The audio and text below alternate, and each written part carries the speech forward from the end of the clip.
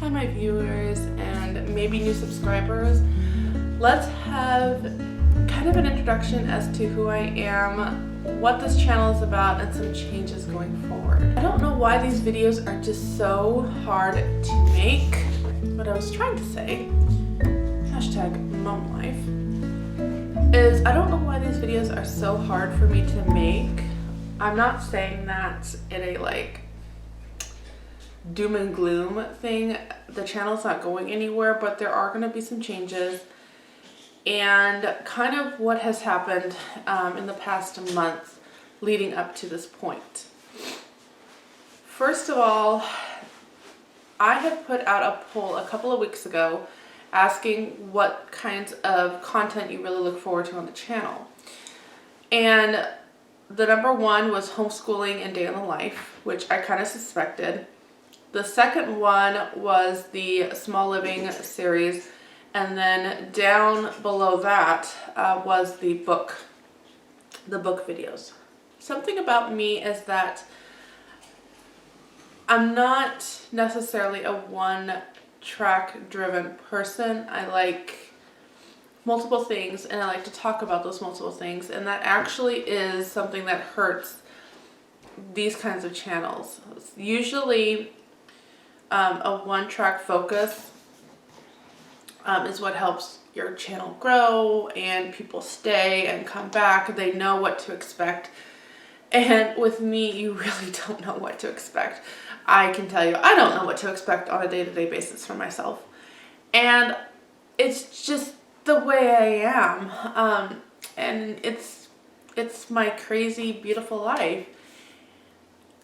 There's a lot of things that I would like to share. I definitely have mom interruption. I swear, I think the older I get, the more quickly my brain cells just diminish, and I don't know how to stop this. But moving forward, I can't tell you the encouragement it is to go into YouTube, go to upload a video, and then see the subscriber count. At this time, I think it's 2,750 on the dot today, which is what I saw.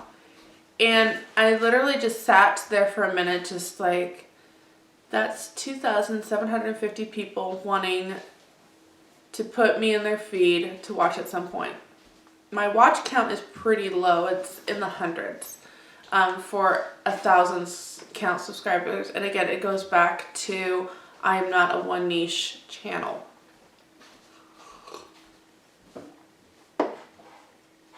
And that's fine. Like, me being on YouTube, I don't ever expect to be up there with the other channels that I really respect and admire. I don't ever expect that, ever.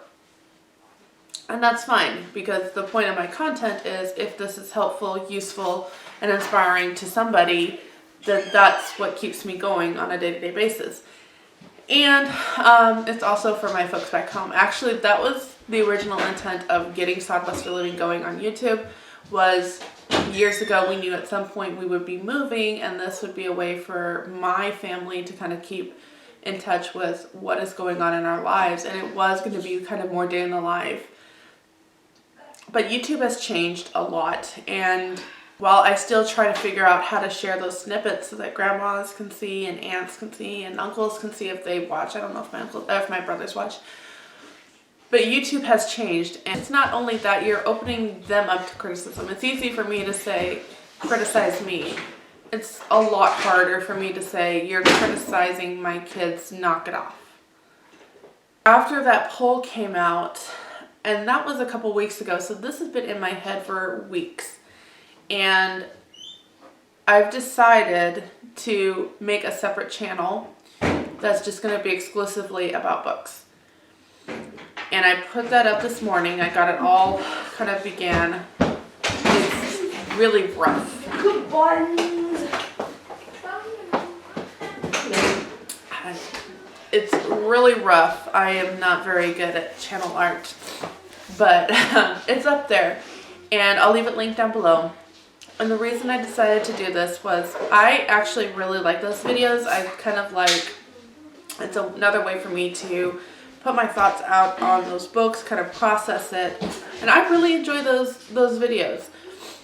And I know not everybody does, but I love participating in like readathons and different things. I really like that. I like to show book hauls, but it's kind of counterintuitive to this channel of living small, living simply, living blah, blah, blah. If I find something that kind of works with that, like for example, if reading isn't your hobby but something else is and it costs money, I might find a way to make a video working with that. But things like this, I just decided to put all of that into another channel and leave all of that there, especially now that my daughter has really also found that she kind of likes this. That was kind of our big thing for our channel update. In so much as life updates, guys, February was really, really rough. I feel like, to be honest, people really talk about 2020 being really hard. And it was really hard for me, but I don't think it was because of COVID. I think it was just this transition. We just had this huge transition for our family. And while I love it and I love being here and all of that, one of the ways that I just, as an introvert, I just need some space. I just need to get out and I need some space. I did that for so many years in my hometown. I would just go to Starbucks. Even sitting in the parking lot, even doing whatever. I could just go for a couple of hours and just be gone. Library, sometimes I would just browse libraries. Sometimes I would browse the thrift stores. It wasn't about purchasing anything. It was more about just being alone and thinking. And that's actually where a lot of my thinking comes.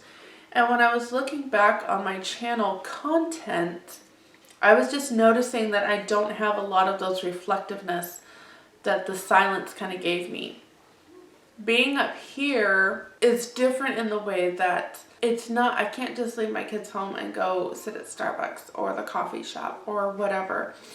You know, they're at home. I had a neighbor who was also a stay-at-home mom that if anything were to come up that, you know, she needed to help, that wasn't a problem. I could leave little ones with my mom.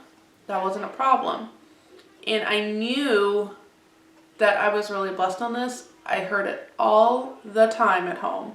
Just how lucky I was to have my family there, that I could just leave them on at whatever, you know, whenever, whatever.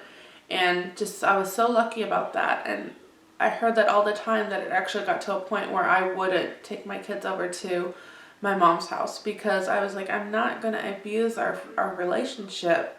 I don't see my mom as a free babysitter. And I really worked at not doing that.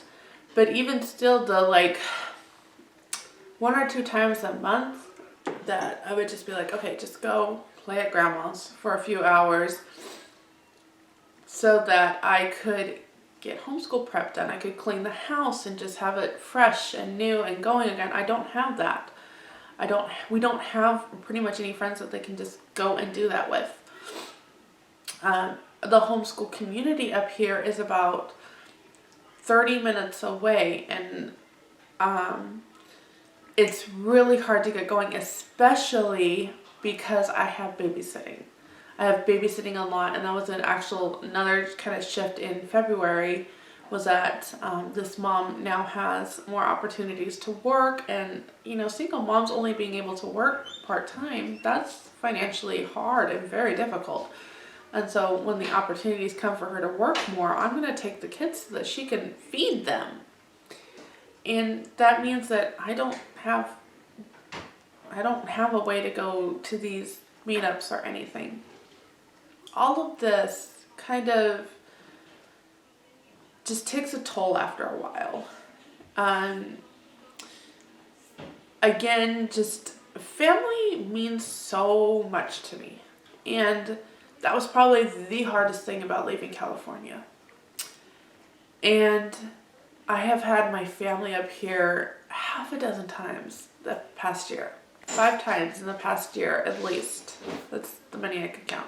5 times that my family was here. That's a lot. Like compared to people that don't see their family. Like we didn't see our grandparents maybe once in 5-10 years. Maybe. More like maybe an average of 8. So the fact that I got to see them 5 times in 1 year, that's a huge blessing and that's beautiful. But I don't want to just say, okay, I'm going to take a couple hours to myself and go. I'm like, no, I want to hold on to this time. I'll just take an hour for myself just before I go to bed or something. But I'm not going to do that when my family's here. I can't. I genuinely couldn't do it. I would sit in the car and bawl that I'm not spending that time with them.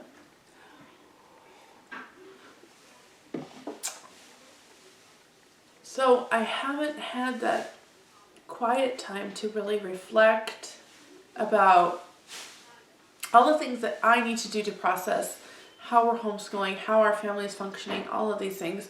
We moved up here. I don't have that routine system going on.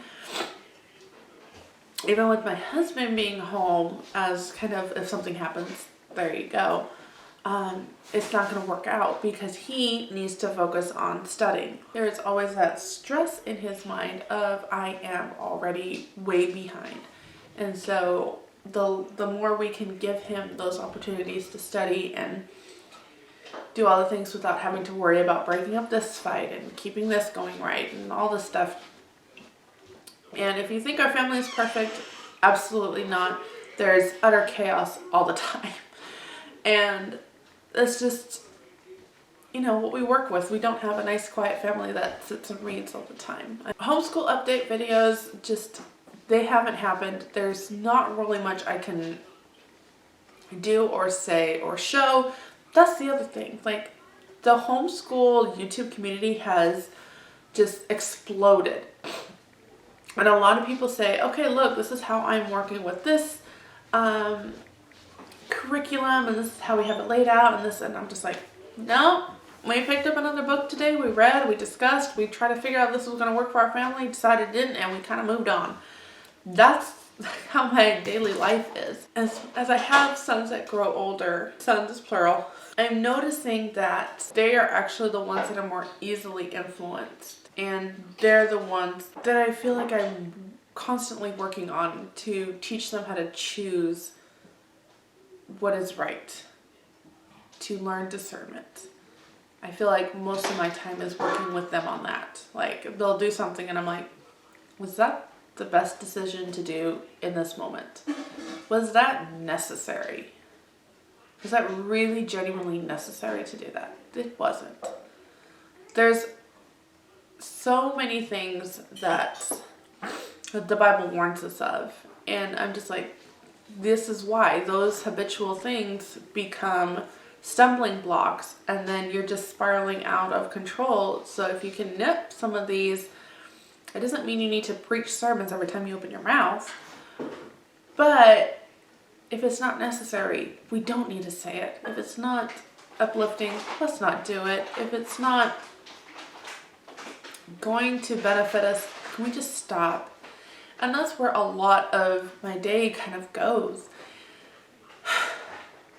And it's exhausting. I think in terms of homeschooling, the biggest part of that is just raising children that will choose truth and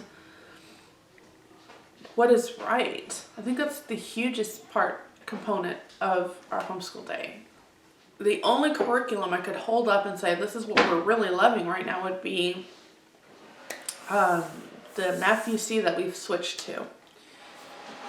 And we're still kind of working out some kinks in that, just me trying to keep up with checking work, doing other things, having extra kids in the house that we're babysitting, and all of that stuff. With the babysitting, there really isn't anybody else in town that would do this or could do this. A lot of people, there is a huge mentality up here in Indiana of hard work ethics. I remember my hands on my phone thinking, okay, I'm going to text and I'm going to say this is just not working out for us. When the mom of the moms that I watch her kids for. So the grandma of the kids I watch for had texted me and said, I'm so grateful for what you do. This has just been so huge for my daughter. I really appreciate it. Just wanted you to know.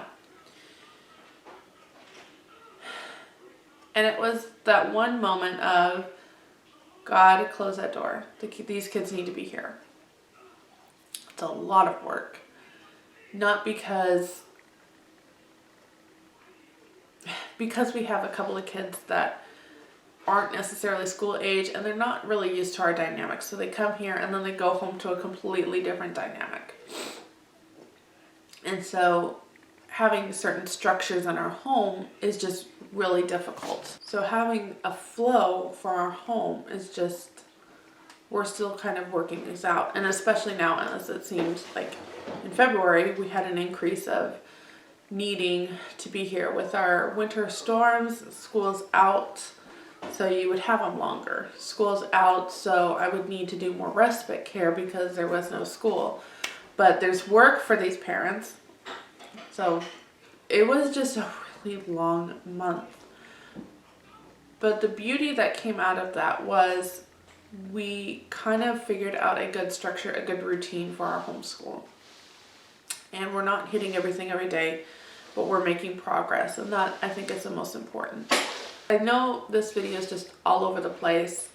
And I apologize. There's just so many thoughts. Again, I don't have that quiet time to kind of categorize it and figure out what I'm going to say in my head. By the time I sit down to write everything out, I'm interrupted, and it's like, I have this amount of time to film. I'm just going to do it.